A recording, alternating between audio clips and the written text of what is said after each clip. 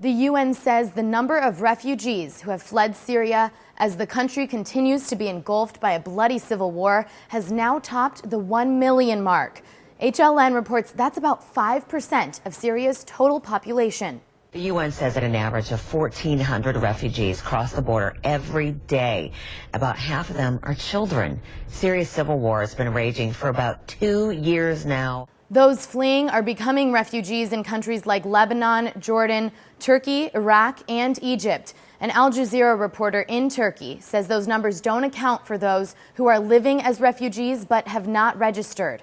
There are also an additional 100,000 Syrians living outside the camps, and they're not registered as refugees, and many of them would like to enter one of the camps, but they've filled up very quickly. They've reached their capacity. Sky News reports this is prompting political action in the West. Figure of 1 million people, it's really quite astonishing. And that, coupled with the stalemate on the ground, is really giving this new sense of urgency amongst people like William Hague and the US Secretary of State John Kerry.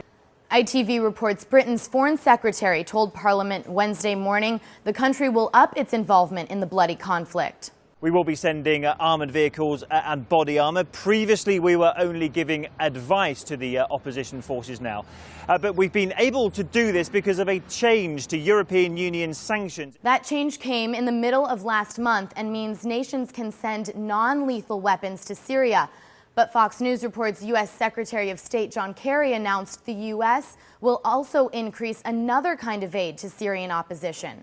John Kerry tells Fox News the U.S. is training anti-Assad forces fighting the Syrian government. It is the first such official acknowledgement, and it adds another element in this country's growing involvement. The UN estimates more than 70,000 people have been killed in Syria since the violence began. For Newsy, I'm Katie Brennan.